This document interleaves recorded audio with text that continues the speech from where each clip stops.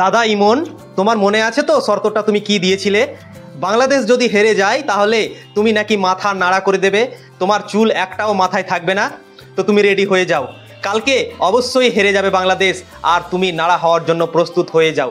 কেননা কালকে ভারতের দল তোমাদের লুঙ্গি প্যান্ট যা আছে সব কিছুই খুলে নেবে মাঠের মধ্যে, এবং তোমাকে নাড়া করবে এবং তোমার পুরো দলকে নাড়া করে দেবে কালকে। ভারতে অনেক বড় বড় দল খেলতে আসে, Australia, England, New Zealand, south Africa, তারা ভারতের চুলও উখাড়তে পারে না, আর তোমরা ভারতকে হারাবে বলছিলে, আর বলছিলে কি বাংলাদেশ যদি ভারতকে হারিয়ে দেয় আমি নাড়া হব। এটা তো তুমি অনেক বড় রিস্ক নিয়ে নিয়েছো, এটার জন্য তো তোমাকে শাস্তি পেতেই হবে, এবং শাস্তি পাওয়ার জন্য তুমি রেডি হয়ে যাও। কেননা যে শর্তটা তুমি দিয়েছিলে ম্যাচ শুরু হওয়ার আগে, সেটা এখন তোমাকে পূরণ করতে হবে। আর যদি তুমি পূরণ না করো তাহলে তোমার ফেসবুক আইডি চলে যাবে এবং তোমার ফেসবুকে ভিউসই হবে না, তোমার ভিডিও কেউ দেখবে না। কেননা তুমি একটা শর্ত দিয়েছো, আর সেই কথার মান যদি তুমি না রাখো তাহলে তোমার ভিডিও কেউ দেখবে না, ক্রিকেটের কোনো নলেজ তোমার কাছ থেকে নেবে না। তোমার কথা শুনে আমার মনে হয় কি তুমি ক্রিকেটের কিছু বুঝো না, তুমি শুধু ভিউজ নেওয়ার জন্য উল্টাপাল্টা যা মনে আসে তাই বলে থাকো।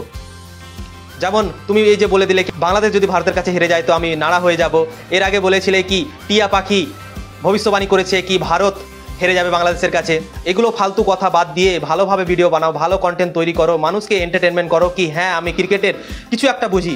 কিন্তু তুমি যেভাবে কথাগুলো বলো, অযৌক্তিক কথাগুলো বলো, মানুষের সত্যি মাথা খারাপ হয়ে যায় এবং তোমাকে অনেক গালি দেওয়ার চেষ্টা করে মানুষ, কিন্তু ফেসবুক আইডি ব্যান্ড হয়ে যাবে বা কেস হয়ে যাবে ফেসবুক আইডিতে, তাই জন্য তোমাকে কেউ এখন গাল দিতে পারে না।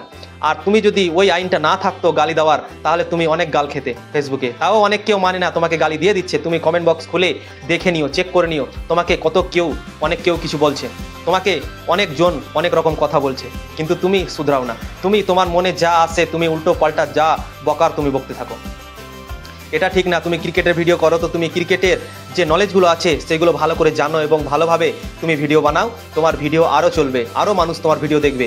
কিন্তু তুমি যে এইভাবে উল্টোপাল্টো কথা বলছো, ভারত বাংলাদেশ যারই সঙ্গে খেলা হচ্ছে না কেন সবাইকে নিয়ে তুমি একই রকম কথা বলছো এবং যেটা অযৌক্তিক কথা সেগুলো কথা বলছো। তো তুমি ভালো কন্টেন্ট বানাও, তোমার ভিডিও আরও মানুষ দেখার আগ্রহী হবে এবং দেখবে ভালোভাবে, উল্টাপাল্টা কথা বলো না। আর যে তুমি নাড়া হওয়ার কথা বলেছো, হ্যাঁ এটা কিন্তু অবশ্যই তুমি পূরণ করিও ভাই।